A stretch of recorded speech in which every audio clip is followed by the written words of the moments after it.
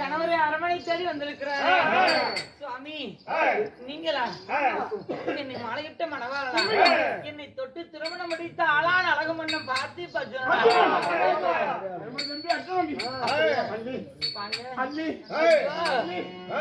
ஐயோ சாமி.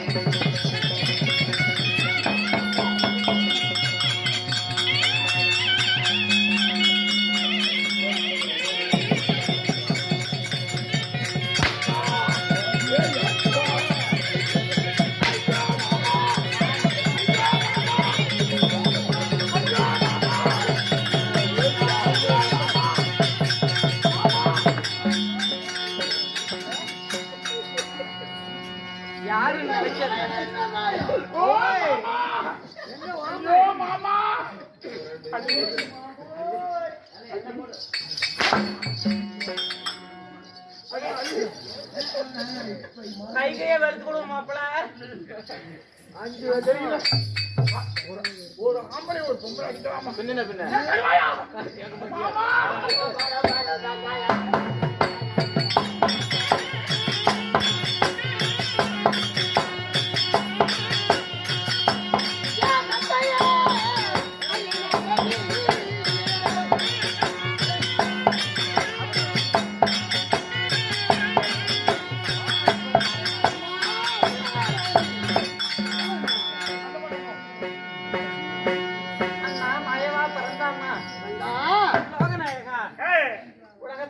கட்டிக்காக்கும் கடவுளாக அவதரித்த லோகநாயகா திருவடி திருநாமங்களுக்கு இந்த அடியேன் வந்தனம்.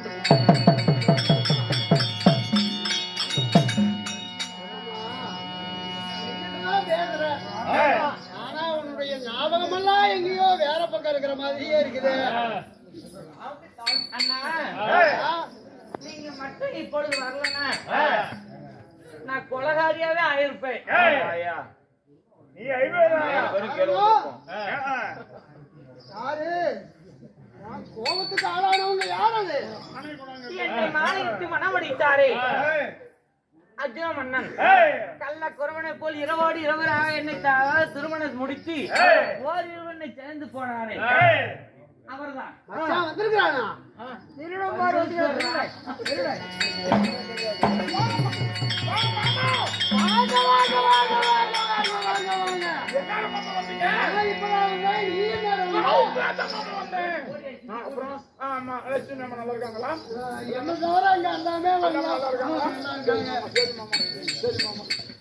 வைகுண்டத்துல இருக்கிற லட்சுமி நலமா இருக்கிறாளான்னு கேக்குற. கல்யாணம் பண்ணி ஒருத்தி விட்டுட்டு போனவங்க ஒரு பிள்ளையோட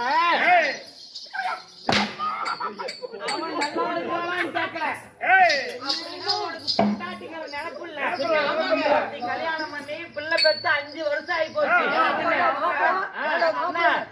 வானாங்க என்னம்மா ஒவ்வொரு அடியோட உரிய எப்படிமா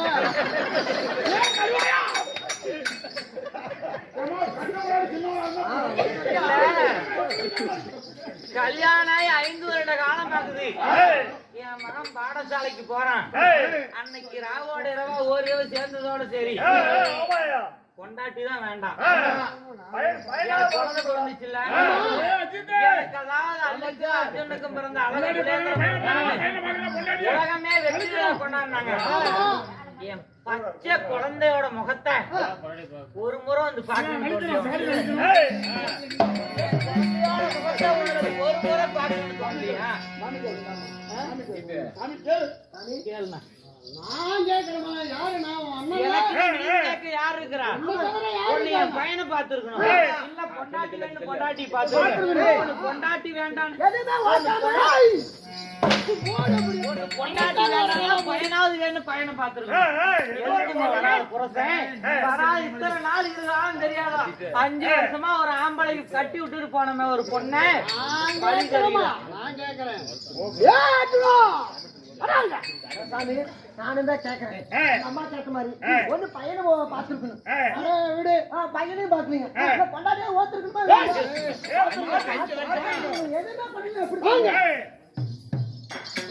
இருக்கிறாரு?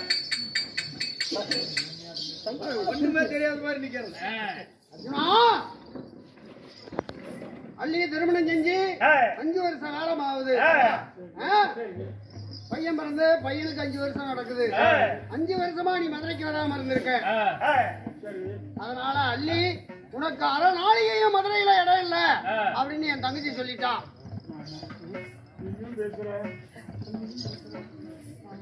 சொல்ல பேசுங்க காதலுக்கு.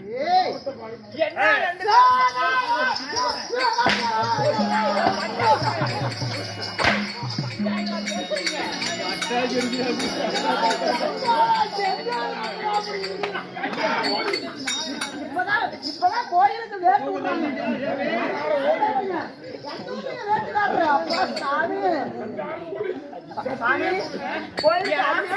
ஒரு கூட போன அண்ணன் தானே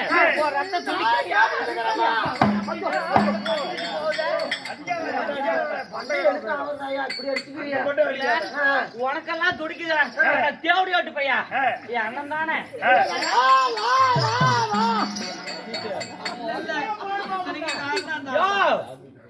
என் தங்கச்ச கல்யாணம் பண்ணி விட்டுட்டு எங்க போன கேட்கணும். தண்டிக்கிறேன். அப்படி என் தங்கச்சிக்கிட்ட என்ன குறைய கண்ட? அப்படின்னா குறைய கண்ட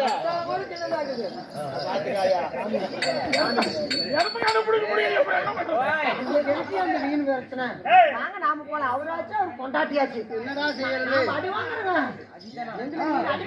எனக்கு அப்படியே குதிக்குதுங்க. அள்ளியினுடைய கோபம் தணிஞ்ச பாடு இல்ல. நானும் உன்னை திட்டுறவ மாதிரியே திட்டுவேன். நீயும் எங்கிட்ட கோவிச்சுட்டு போற மாதிரி போ. போற மாதிரி தான் அப்போதாவது அள்ளியினுடைய கோபம் தனியுமான்னு பார்க்கலாம்.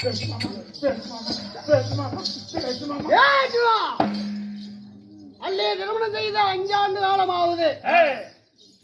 ஒருவேளை மனைவியை பார்க்க வந்திருக்கணும், இல்லையே மகனையாக பார்க்க வந்திருக்கணும். 5 வருஷ காலமா வராம இருந்திருக்க. அரை நாளைக்கு உனக்கு இடம் இல்ல. போடா போ. போயிட்டு வா போ.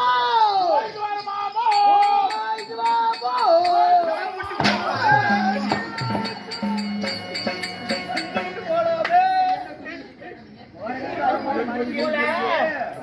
ஒரு தங்கச்சியோட வாழ்க்கை இப்படி பாழா போயிருச்சு அப்படின்னு உனக்கு ஒரு அண்ணன் கொஞ்சமாவது என்ன வசதி இருக்குதா?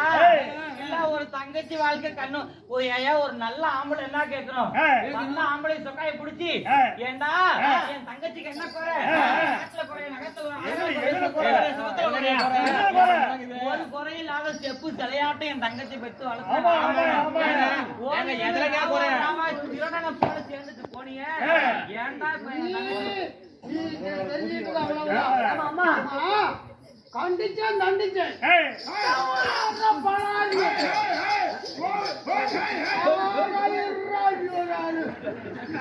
அங்க யாருட்டு பேசுற? 5 வருஷமா வரல. வேண்டாம் புருஷனா வேண்டாங்க. ஆமா கட்டிய மனைவியே கோவிக்கிறான். இவ்வளவு நாளா என்ன காப்பாற்ற கண்ணனும் கோவிக்கிறேன். இனிமே எனக்கு இங்க என்ன வேலை? அதனால இனிமே நான் சாமியாரா போறோம் அப்படின்னு புறப்பட்டாமா. அயோத்திக்கு போறோம் போயிட்டாரா? சாமியார கால் ஏழை போட்டு இருக்கிறீங்க. இல்ல என் கணவர் வந்தவர் போயிட்டாரா? ஆமா போயிட்டாரு. வரவே கூடாதுன்னு சொல்லிட்டு சொல்லிட்டியா? என் முகத்திலேயே முழிக்காத, என் தங்கச்சி மட்டும் பார்க்கவே கூடாது. பாவி சண்டாளா, நான் எங்க போய் என் தலையை போட்டு வச்சுட்டோம். திருப்பதி போய் நம்ம பத்த காலனாலே விடுவோம். நான் ஏதோ கோவத்துல புரசங்கிறாங்க, அப்படி பேசினாத்தான் பொம்பளையும் தெரியாதாயா? வராத புரசம் இப்படி இருந்து பேசினாத்தான் இனிமே ஒழுக்கமா அப்பப்ப வருவாரு. ஒரு பேச்சுக்கு சொன்னா சண்டாளா பாதி என் குடும்பத்துக்கு எடுக்கிறதுக்கு நீ எத்தனை நாள் கவனம் இருந்த? என் குடும்பத்தை பிரிச்சு வைக்க நீ எத்தனை நாள் கங்கணம் கட்டிக்கிட்டு இருந்த?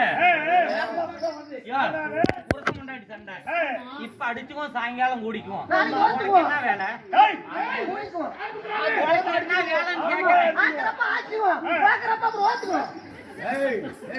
இப்ப என் புருஷனை துரத்தி விட்டுட்டிய, நான் எப்படி வாழ்ற வழி? என்னமோ கண்டீங்க தண்டீங்க நாயத்தை கேளுங்க அப்படின்னியா? பேச்சு ஆளுக்கு சொன்னேன்.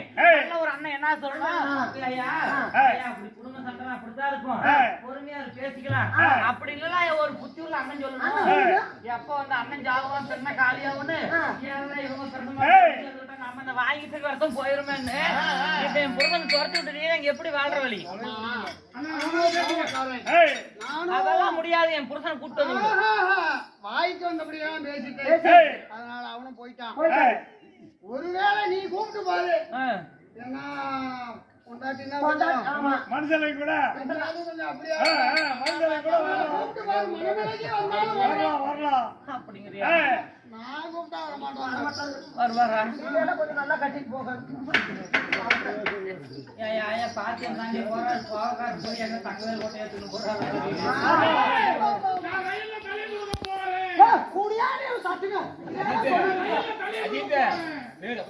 கால் ஒன்னத்தான் காது கேட்கல. காமாரியா காமாரியா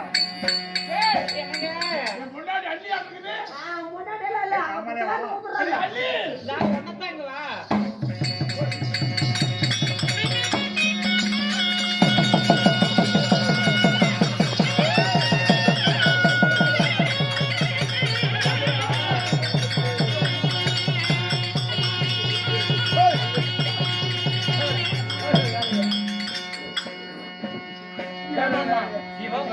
அரடி போந்தா அப்படி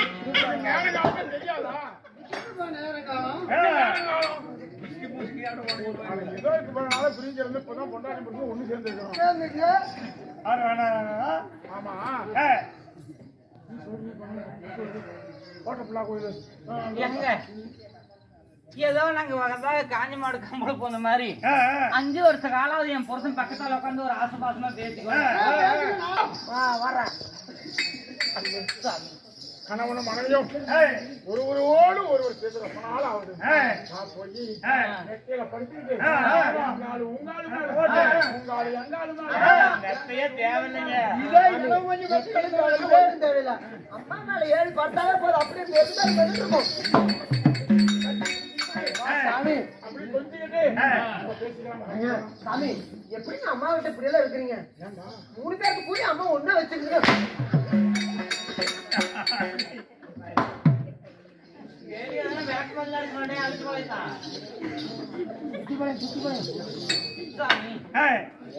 கட்டிய கணவர் தாங்கள், உங்களுடைய ஆசை நாயகி நான்.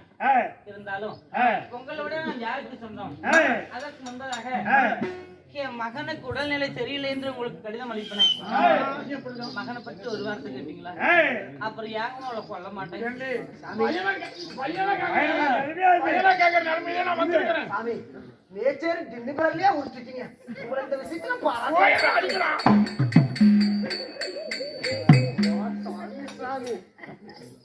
என்னடா வேணும்? பையனை கேட்க நிலைமைய போய் பஞ்சனையில படுத்துக்கிட்டு அப்புறம் பையனை பத்தி ரெடி பண்ணுங்க. இருந்தாலும் இப்பொழுது ஒரு சத்தியம் செய்யணும் நீங்க எனக்கு. ஒரு சத்தியம் நீ எதை கேட்டாலும் மறுக்காம தரணும், எனக்கு ஒரு சத்தியம் செய்யுங்க.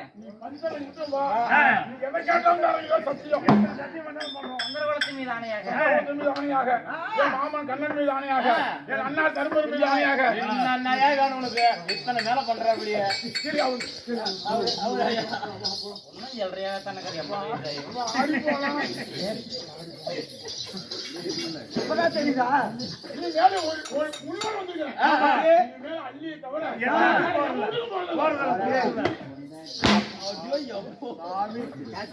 கேட்கும் கேள்விகளுக்கு பதில் உரைக்கணும். பாடசாலை போய் வரும் வரையில என் மகனுக்கு சூறாவளி கற்று சிக்கி வருவதும் உயிர் வருவதும் போதுமா இருக்குதுன்னு சொன்னேன். மகனாகப்பட்ட பாலகுலேந்திரன் வீதியின் வழியாக ஹசராத்து பாலரோட விளையாடும் போது ரதத்தை உடைத்து விட்டார்களாம். என் தாய் அரண்மனைக்கு சென்றால் அடித்து விடுவாளே, என் ரதத்தை உடைத்து விட்டேன் மகன் அழுக.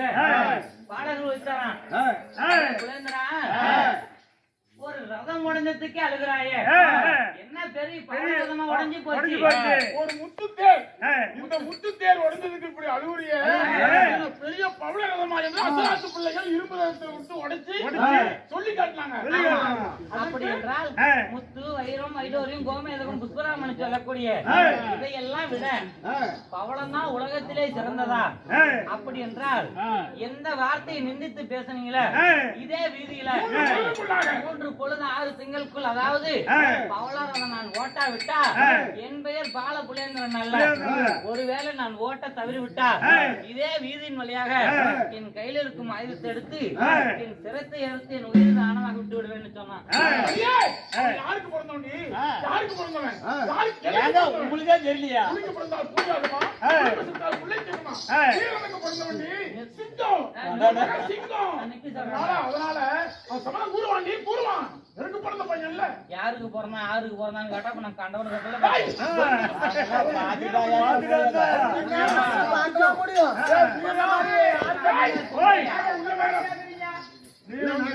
முடியும். ஓ இப்பேற்பட்ட வீர புருஷோத்தம் வில்லுக்கு பேர் பெற்ற என் கணவராக, அதாவது வீரவாள் அர்ஜுன மன்னன். அப்படிப்பட்ட அர்ஜுனுக்கு பிறந்த என் மகன் சரியான வார்த்தை. அது போல ஒரு மகன் சத்தியம் செய்துட்டு வந்து பவளத்தேர் வேணும், என்னால ஆகாது. நாளை பவளத்தேர் கொண்டு வருவதற்காக உங்களை அழைத்தேன்.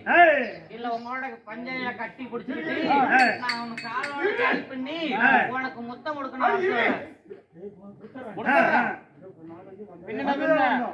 ஒரே காட்டி விட, ஒரு தவக்காய், ஒரே ஒரு தவக்காய் காட்டி விட. ஒரு தவக்காய், ஒரு இல்ல ஒரு அதுல முடிச்சிருப்பானா போற காரியம்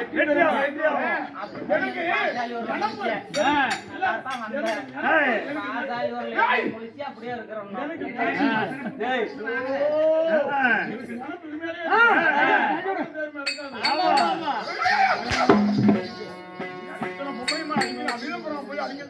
ஆமா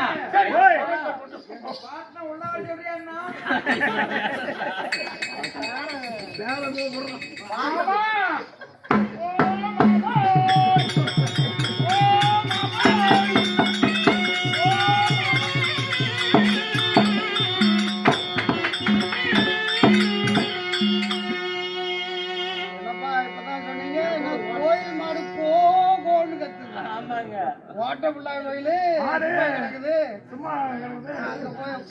ஆமா இப்ப கூப்பிட்ட காரணம் என்ன? என்னது பவளத்தேர் இங்க பாரு மாணிக்க முடிக்க பவளம் வேண்டி வச்சுங்க.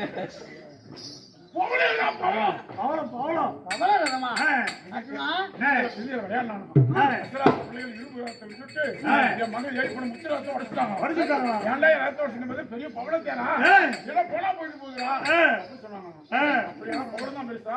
3 பொழுது 6 திங்களுக்குள்ளாக பவளத்தை ஓட்ட விட்டா சத்தியம் பண்றான். சத்தியம்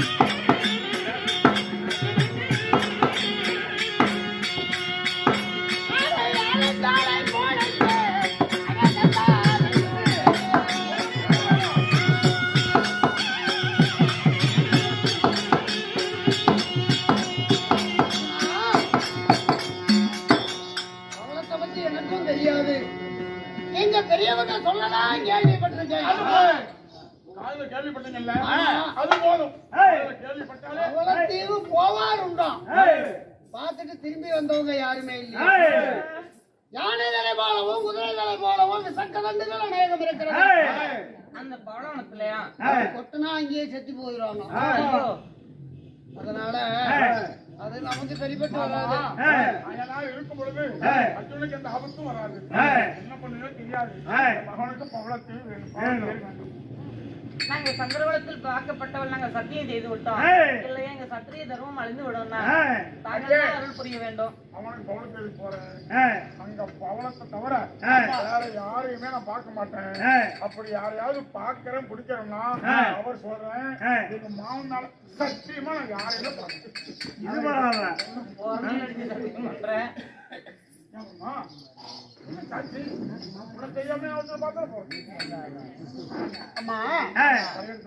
பல தீவுகள் கடந்து போறோம். தீவு தீவாந்திரங்கள் எல்லாம் கடந்து போறோம். சில தினங்கள் ஆகும். சொல்ல வேண்டிய புத்திமதியெல்லாம் சொல்லி அனுப்பு. அப்புறம் பவளத்தீவுக்கு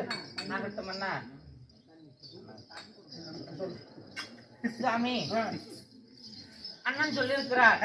பல தீவுகளை கடந்து போகிறான். உன் கணவருக்கு சில புத்தி எல்லாம் சொல்லுனாங்க. என்னாலும் உன் மண்டையில ஏறிச்சா போய் அவனையாவது பாத்துறாத போற வேலையை மட்டும் பாத்துக்கலாம் சொல்றேன். அப்படி ஒரு வேலை ஏதாவது நடந்தா அங்கேயே நான் அதாவது அள்ளி படையெடுத்து வருவேன். அள்ளி படையெடுத்தா என்ன ஆகுன்னு தெரியுமில்ல? 2 காலோட போயிட்டு 2 காலோட வரணும். சொல்றாங்க யாராவது பாக்கிறேன் சிரிக்கிறேன் பேசுறேன்னா உங்க அண்ணன் எங்க மாமனை தவிர அவரை தெரியாம நான் எதையுமே பார்க்க மாட்டேன். இது சத்தியம். எப்படி சத்தியம் அண்ணா இவரை நான் எப்பயுமே நம்ப மாட்டேன். கவலைப்படாதமா. 3 நாள் 6 பொழுதுக்குள்ள அவளை கொடியோட நாங்க வந்து சேர்றோமா. நீ போ. அப்படியா?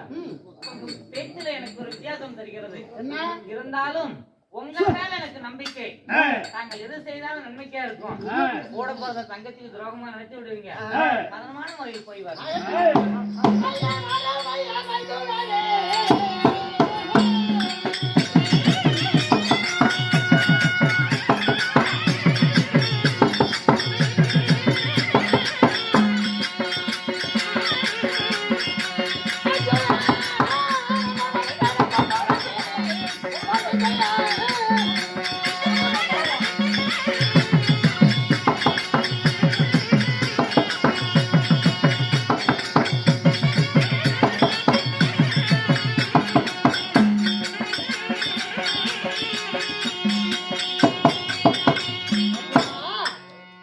எத்தனையோ தேவாந்திரங்களை எல்லாம் கடந்து வந்துட்டோம்.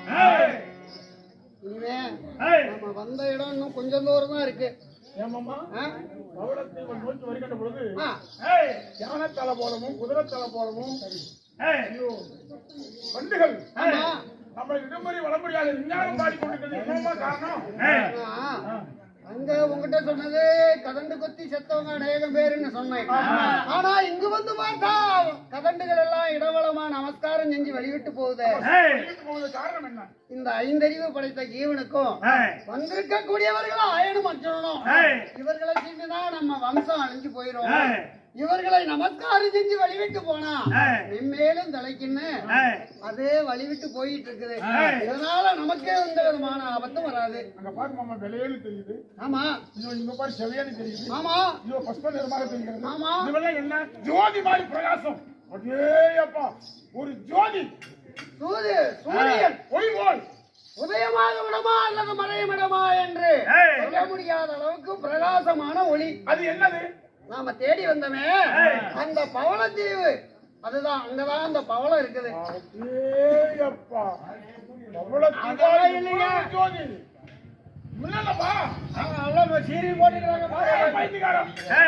அந்த பவளத்தினுடைய ஒளிதான் பிரகாசம் போல இருக்கிறது. அதனால பவளத்தை வெட்டிட்டு வா, ஓய்வு எடுக்கிறேன்.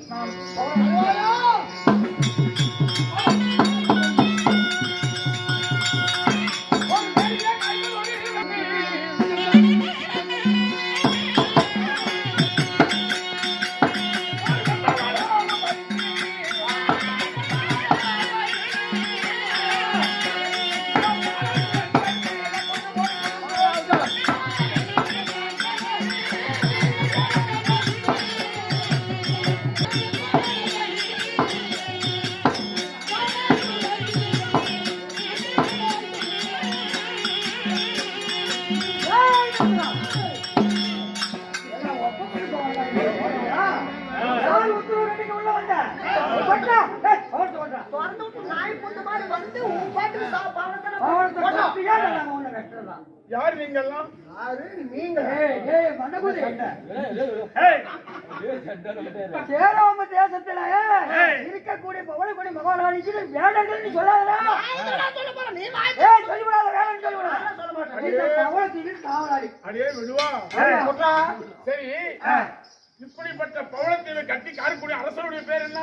சேராபுராஜன். அப்படின்னு சொல்ல மாட்டோம். ஏய் சொல்லிவிடாத. சேராபுராஜன். ஆமா. சேராபுராஜன் தான் இந்த நாட்டை ஆண்டு ஆமா. கொண்டிருக்கிறார். அப்படியா? ஆ. சரி ஆ. இப்படிப்பட்ட நாட்டை கட்டி காரக்கூடிய சேராபுராஜன் அவர்தான் இந்த நாட்டை ஆண்டு கொண்டிருக்காரா? அல்லது ஏய் கண்ணே ஆனரச ஆண்டா அழிஞ்சு விடுவீங்க. அந்த சேராபுராஜன் ஈட்டெடுத்த சிகேஷ்டம் இருக்கிறால பவளக்கொடி. ஏய் நாங்க சொல்ல மாட்டோம். பவளக்கொடி சொல்லிவிடாத மண்டியா. நான் சொல்ல மாட்டேன். நீ சொல்லிடாத. பவளக்கொடின்னு சொல்லியே அவ கருப்பா இருப்பாளா சிவப்பா இருப்பாளா? ஏய் ஆமா ஏய் மண்டியா. நான் சொல்ல ஏய் மாட்டேன். மண்டியா. ஓய் நம்ம தலையில இருக்கிற முடி இதுதான் அந்த அம்மாவோட சிரத்துல இருக்கிற முடிதான் கருப்பு. மயிறு மட்டும் கருப்பு. மற்றதெல்லாம் தங்க கலர்னு சொல்லிவிடாதா. நீ சொல்லிவிடாத. சொல்லிவிடாதா. நாங்க எதுக்கு சொல்லுவோம்? என்ன ஓப்பா. அதுவுமே மயிறு மட்டும் கருப்பு. ஆமா. அதுவுமே தங்கம்மா. எல்லாத்தையும் நாங்க சொல்ல மாட்டோம். சுருக்கமா சொல்ல போனா 1000 படம் முடிக்கடித்த ஆதிசேஷனாலே நம்ம மகாராணி அழகா சொல்லிவிடாது. அப்படிப்பட்ட மகாராணி கல்யாணம் ஆயிடுச்சுன்னு அவளியா? கல்யாணம் ஆவலிங்க நாங்க எதுக்கு சொல்றோம்? ஊக்கு வயது ஆமா. உபயத்து வயது 16. இன்னும் கல்யாணம் ஆகணும் ஆவலின்னு சொல்லு. சரி, அப்படிப்பட்ட மகாராணி ஏதாவது பொருள் மேல ஆசைப்படுவாளா? ஏய் நம்ம மகாராணி பவளக்கொடி அம்மா அண்ணன் பச்சினா ஆசைப்படும் அப்படின்னு சொல்லிவிடாரா. அண்ணன் பத்தி மேல சரி, ஆசைப்பட்டு அண்ணன் பூச்சி மேலே ஆசைப்பட்டோம். படத்துக்கு வருவாரா? வாரத்துல ஒரு நாள் திங்கக்கிழமை வேட்டைக்கு வரும். சொல்லிவிடாரா. எத்தனை பேர்த்தோட வருவார்? 1000 தாலி மேல் குழைச்சோல 1000 பேர்த்துல மகாராணி விடுதான்னு எப்படி தெரியும்? அந்த அம்மா திருத்தல மகுடம் கரத்துல செங்கோல் வாங்கி வீரமா இருக்கும். அப்படியா? அப்படி கண்டுகோள் சொல்லிவிடாரு. நாங்க சொல்ல மாட்டோம். நாங்க எதுக்கு சரி ஐயா, நான் யார் தெரியுமா? குருகுல சிகாமணி ஆகிய தர்ம தம்பி அர்ஜுனன். ஆமா. அது இங்க இருக்கு. யாரா வேணா இருந்துக்கோ. நீ யூஸே கடாவே. அதனால இதோ நான் பவள பரிபுரைக்காக வந்தேன். பிறகு நான் சந்திக்கிறேன். போயிட்டு வாருங்கள் போகலாம். போயிட்டு